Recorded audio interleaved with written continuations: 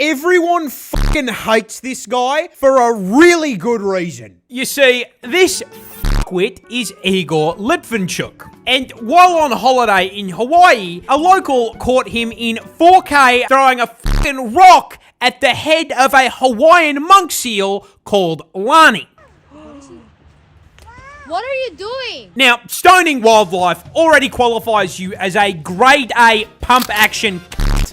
But this is especially heinous because the Hawaiian monk seal is critically endangered. There's only around 1,500 of them left. Now, when locals rightfully tore him a new asshole and told him he was going to be fined for it, his response was, "I'm rich. I don't care." I just want to talk to him.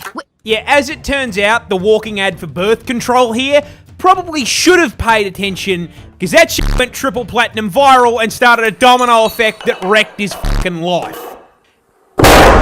He got doxxed, the 2 trucking companies he owns got review bombed into the fucking floor, and he pissed off the mayor of Maui so badly that he has personally directed the state and federal government to throw the book at the cunt. He is facing a minimum of a $70,000 fine and a year in prison. But charges take a while to stick, and he could still wriggle out of them with a good lawyer. Hi, I'm Saul Goodman. Which is why, while he was trying to walk back to his hotel, someone who I will be referring to as Hawaiian Batman jumped him and beat the fucking brakes off of him. Now, I would never condone vigilante violence, and neither does the Hawaiian government. But when they were investigating this incident, no one who saw it, for the life of them, could identify who did it. It must have been the wind. So, they never caught the guy. However, Hawaiian Senator Brenton Awa, after also making it clear that he doesn't condone violence, our attorney over here wants to make it clear we don't condone violence, but wrote the guy a letter of recognition for protecting the environment and dubbed him the ambassador of Aloha. Which, first of all, fucking based. But second, when they give the dude that bashed you an award, that is the universe telling you that you're a waste of air that should have been blown into a crusty sock, you c***. A lot of people are scared of spiders. But did you know spiders are also scared of spiders? More specifically, this fucking demon. That is an assassin spider. And as with most things that make you physically recoil from the screen, yeah, it's found in fucking Australia. ¿Quieres? Which makes a lot of sense when you learn that this ET-looking motherfucker was designed in a lab by God himself for one purpose: turning their extended family tree into a fucking McDonald's menu. Let me get a...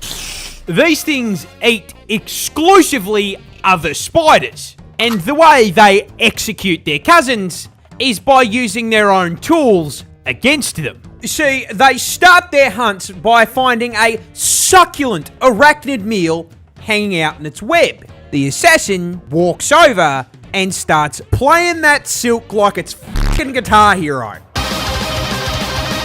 The victim, and yes, the spider in this situation is a fucking victim, feels those vibrations in its web and assumes the fly it door-dashed earlier has arrived, gets up off the couch, and goes to grab its food. However, when they reach the front door, and this fucking demon from the 7th circle kicks it down, they realise there is no DoorDash.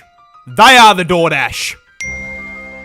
And before the victim can fucking blink, the assassin stabs it through the chest. Because apparently the circle of hell this thing crawled out of is fucking London. And once the victim is firmly impaled, it uses that long-ass neck and oversized jaws to lift it off the ground so it can't fight back while it is pumped full of venom. Once that happens, the assassin spider just fucking holds the victim there, stone cold staring at it as the life slowly fades from its eyes.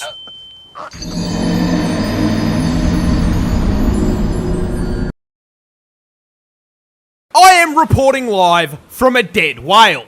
But why am I here? Well, the year is 1970 in the town of Florence, Oregon, where a 14-metre, 8-ton, dead sperm whale has spawned on the beach. And the reason that is a problem, beyond smelling like shit, is that when you leave a dead whale microwaving in the sun for too long, they have a chance to explode. So, this raised the problem. How the fuck do you get rid of an 8-ton dead body? Because that big bastard's not fitting in the boot. Well, at the time, the Florence beach was the responsibility of the roadworks department. The roadworks department, however, had no fucking clue how to fix that, so they held a meeting to figure it out. What if we lift it up onto a truck? Our crane is rated for a ton, that thing weighs 8. You're like you trying to squat a fucking elephant, what else? What if we cut it up with chainsaws? What part of it explodes did you not understand? What if we blow it up? It's genius.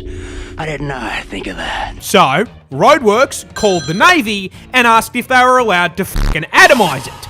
And this, being the USA, the Navy fucking approved it. Which is why I am now standing here with a giant crowd of spectators and a bloody news crew in front of a whale stuffed to the fucking blowhole with TNT.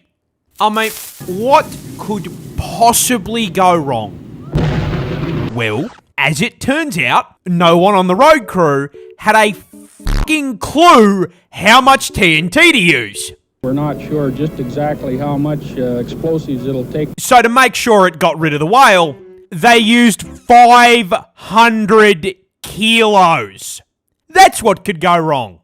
The crowd looked up in horror as whale chunks were launched 250 meters into the air. Everyone was coated in a fine mist of rotting flesh as they ran for their lives to avoid being crushed by falling pieces of Mr. Krabs' daughter.